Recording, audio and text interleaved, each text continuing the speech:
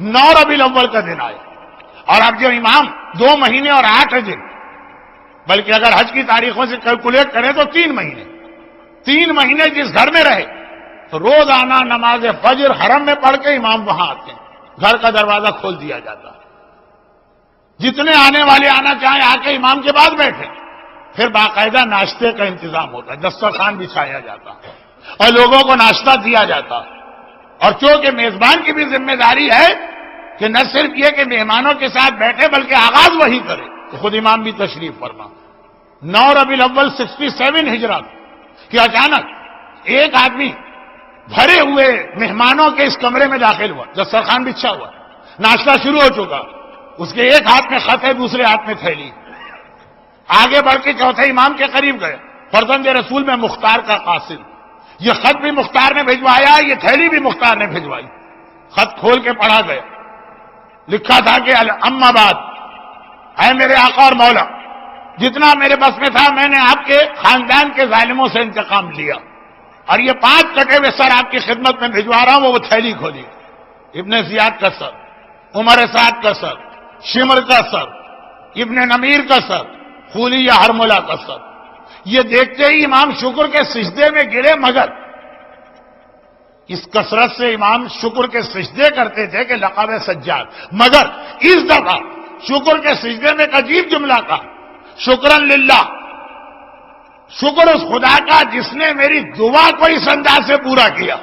جب امام اٹھے سجدے سے، سارے مجمع نے کہا مولا یہ کون سی دعا کا حوالہ دیا؟ کہا جب میرے بابا کا کٹا سر ابن زیاد کے پاس پہنچا تھا، وہ ملعون ناشتے میں لگا تھا، ارے حقارت و ذلت کے انداز میں اس نے کہا رکھ دو ان سروں کو ایک طرف، پہلے مجھے ناشتہ کرنے دو۔ اس وقت میں نے خدا سے دعا مانگی تھی، پروردگار اس ظالم کا کٹا ہوا سر بھی میرے پاس اس وقت آئے کہ جب میں ناشتہ کر رہا ہوں، اور اس انداز سے خدا نے میری دعا قبول کی۔ امام اٹھے، کہا تم لوگ یہ سر بھی دیکھو، ناشتہ بھی کرو، یہ کہہ کے امام اٹھے، اہل حرم کے پاس گئے، کربلا سے لے کے آج تک سیدانیوں نے نئے کپڑے نہیں پہنے، نئے کپڑے کا حکم دیا، بالوں میں تیل نہیں ڈالا، تیل کا حکم دیا، کنگھی نہیں کیے، کنگھی کا حکم دیا، چولہا روشن نہیں ہوا تھا، حکم دیا کہ آج اچھے اچھے اور لذیذ کھانے پکائے جائیں، جیسے عید ہے اس طرح سے اس کو منائے۔ 9 ربیع الاول باہر آئے، اب باہر آ کے امام وہ سر دیکھتے جا رہے ہیں، شکرن للہ شکرن للہ شکرن للہ کہتے جا رہے ہیں۔ اب وہاں پہ اصل یہ جملہ تھا، کل رات کو یہ واقعہ آپ نے سنا ہے، اس لیے میں 10 منٹ کی تکرار کی آپ سے معافی مانگ رہا ہوں۔ اب یہ جملہ امام کے پاس روزانہ امام کے پاس ناشتے کے اختتام پہ ایک سویٹ ڈش یا ایک ڈیزرٹ لا کے رکھی جاتی تھی امام کی طرف، اور وہ اتنی ٹیسٹی اور مزیدار ہوتی تھی، کس طرح وہ بنائی جاتی ہے اس کا نسخہ یا ریسیپی کسی کو نہیں پتا۔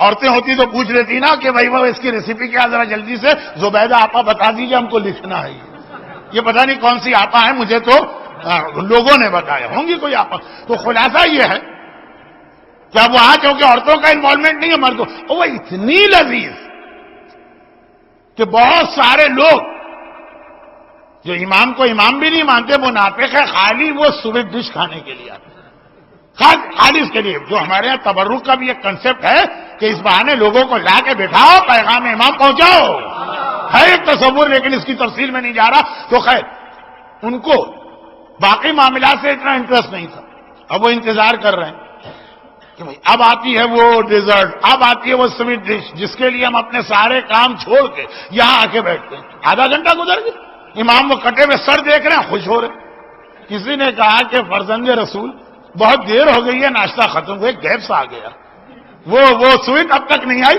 یہ جملہ امام کا میں بتا رہا ہوں۔ امام نے کہا کہ ان ملعونوں کے کٹے ہوئے سر کو دیکھنے سے مومن کے دل میں جو مٹھاس پیدا ہوتی ہے، کیا اس کے بعد بھی کسی مٹھاس کی ضرورت ہے؟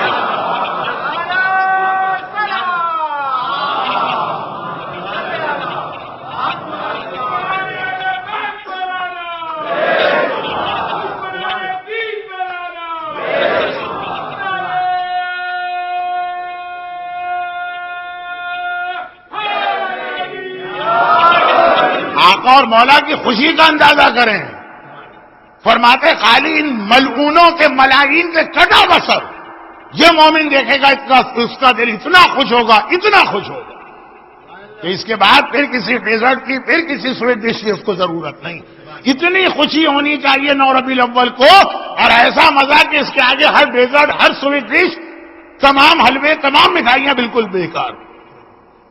یہ مزہ تو میں بھی لے سکتا ہوں. کیا مطلب؟ میں ڈائبیٹک پیشنٹ، بہت ہی سینئر قسم کا سینئر ڈائبیٹک پیشنٹ ہوں. 35 سال ہو گئے میری ڈائبیٹک کو.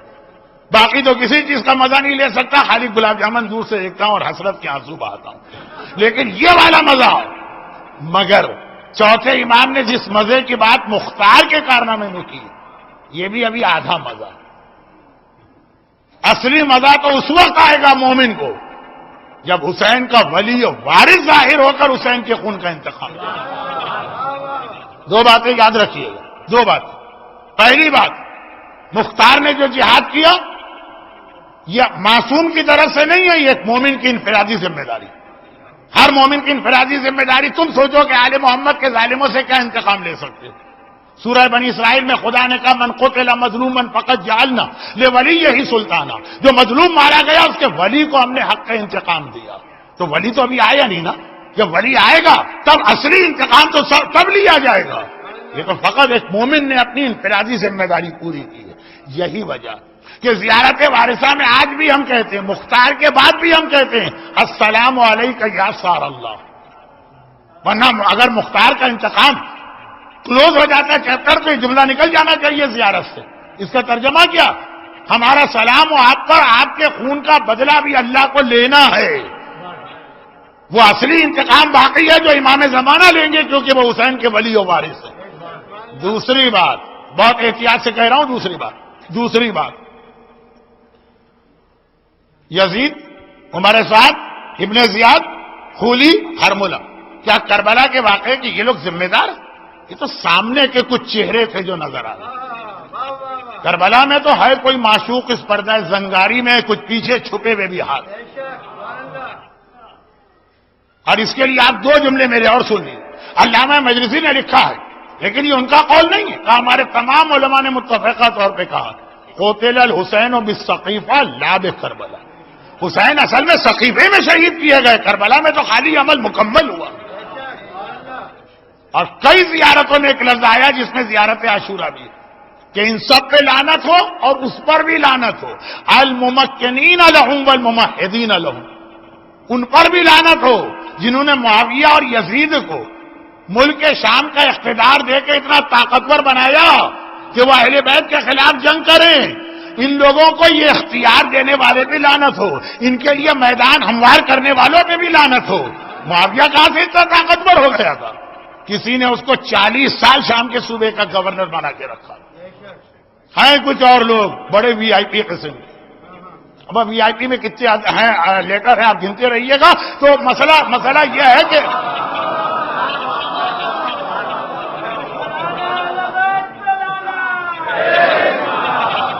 ان سے تو انتقام باقی ہے نا. وہ انتقام مختار لے ہی نہیں سکتے ہیں. مختار تو ان سے انتقام لیں گے جو اس وقت زندہ. یزید بھی مختار سے پہلے واصل جہنم ہوا تھا. مختار یزید کو نہیں سے انتقام نہیں لے پائے. ہاں ایک امام برحق پردہ غیبت میں، وہ جب ظاہر ہوگا تو مرنے والے بھی زندہ کیے جائیں گے. ہم انتظار کر رہے ہیں امام آئیں گے تو بھی سارے مسئلے حل ہوں گے اور دین پہ عمل کریں گے. اور امام انتظار کر رہے ہیں ہمارے چاہنے والے اپنے آپ کو چینج کریں گے تب ہم آئیں گے اور ان کی وجہ سے اسلام کو لے کر آئیں گے.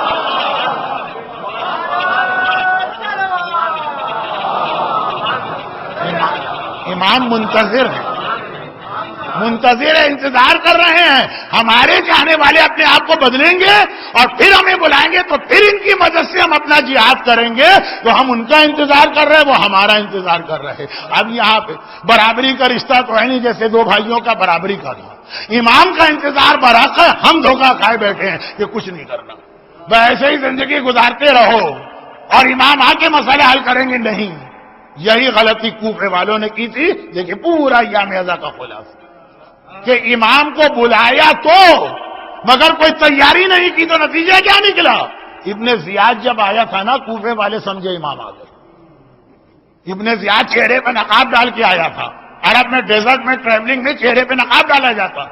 کوفے والے سمجھ رہے تھے کہ ہم نے اتنے خط لکھے آقا حسین کو، یہ حسین آ گئے، جال حسین جال حسین جا سیدنا، آواز لگ گئی، سب لوگ گھروں سے نکل آئے، اللہ اللہ امام کو بلا رہے ہو اور اتنا بھی نہیں پتا کہ امامت کو پہچانو گے کیسے، ابن زیاد کو امام سمجھ بیٹھے ہو۔ یہی غلطی کہیں ہم سے نہ ہو، کیونکہ ہمارے لیے تو روایت بھی ہے کہ امام زمانہ کے ساتھ دجال بھی آئے گا جو صاحبان ایمان کو بہکائے گا۔ تو جشن عید الزہرا، آخری بات نہیں کہہ رہا ہوں، تو 5 دفعہ کہہ چکا ہوں، آخری جملہ، جشن عید الزہرا ہمیں پیغام دیتا ہے کہ مختار نے جو انتقام لیا وہ بہت چھوٹا انتقام تھا، اصلی انتقام باقی ہے۔ یہ انتقام زہرا کا وارث و فرزند زمانے کا امام لے گا، اور اس انتقام کے لیے وہ ہمارے اور آپ کے تبدیل ہونے کا انتظار کر رہا ہے۔ جب ہم اپنے آپ کو بدلیں گے تو امام آ جائیں گے۔ اور اب میں جملے کو بدل دوں، یعنی اگر ہم اپنے آپ کو بدلتے نہیں ہیں تو امام کے آنے میں دیر ہو رہی ہے۔ نہیں، بہت چھوٹا جملہ بن گیا یہ، امام کے آنے میں دیر ہو رہی ہے، اس کا مطلب کیا؟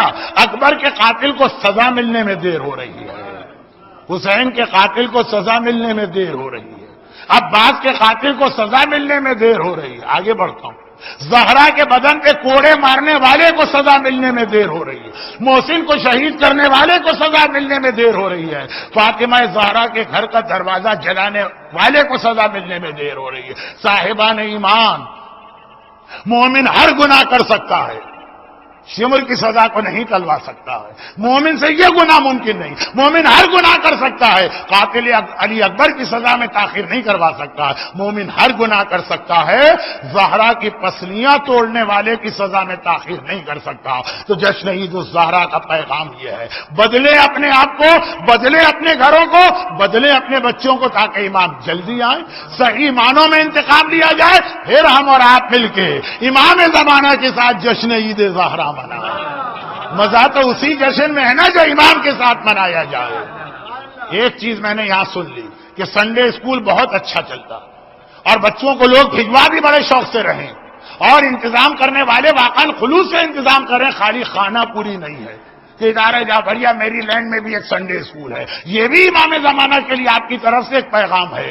بس ذرا سا آگے بڑھ کر بچوں کے ساتھ عورتوں پہ ہی توجہ دیجیے، یعنی ان کی تبدیلی پر، اور اس کے ساتھ اپنے آپ کو بدلنے میں بھی توجہ دیجیے۔ اور پھر امام آ گئے، اور آ گئے تو ہم ایسا جشن منائیں گے، ایسا جشن منائیں گے کہ جبرائیل نے بھی نہیں دیکھا ہوگا کہ اتنی خوشی بھی کوئی منا سکتا ہے، امام زمانہ کا آنا اور ظالموں سے انتقام لینا۔ لیکن ہم بہت کمزور اس دنیا میں ہے، امام ہی سے مدد مانگ رہے ہیں، اے میرے زمانے کے امام، اے حجت خدا، اے وارث مشکل کشا علی، صاحبان ایمان کو وہ حوصلہ اور طاقت عطا کیجئے جس سے وہ اس کفرستان کے 21ویں صدی کے ماحول میں اس مشن کو پورا کر سکے جو آپ کا مشن ہے۔ پروردگارہ تجھے واسطہ اس جشن عید زہرا کا، جس طرح تو نے فاطمہ زہرا کے دل کی ٹھنڈک کا انتظام کیا، آل محمد کا انتقام تھوڑا سا صحیح آج لیا گیا۔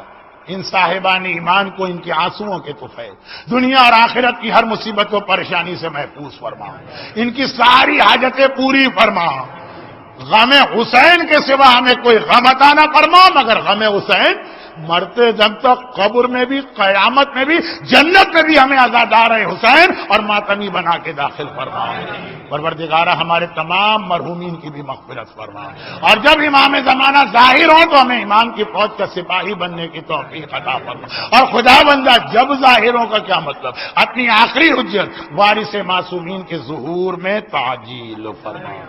یہ خوشی آپ کو ازہد مبارک ہو، اور اس کے اعتبار سے اب آپ کو جو پیغام میں نے دینا تھا دے دیا ہے، لیکن ایک تحفہ ہم آل محمد کی خدمت میں عید کا کیا تحفہ پیش کریں، کیا چیز ہے جو ہم ان کو دیں گے، وہی تو ہمیں سب کچھ عطا کرنے والے ہیں۔ ہاں ایک تحفہ ایسا جو اللہ بھی ان کو دیتا ہے تو ہم اور آپ بھی اس کو دیں گے، بآواز بلند درود بھیج دیں محمد والے۔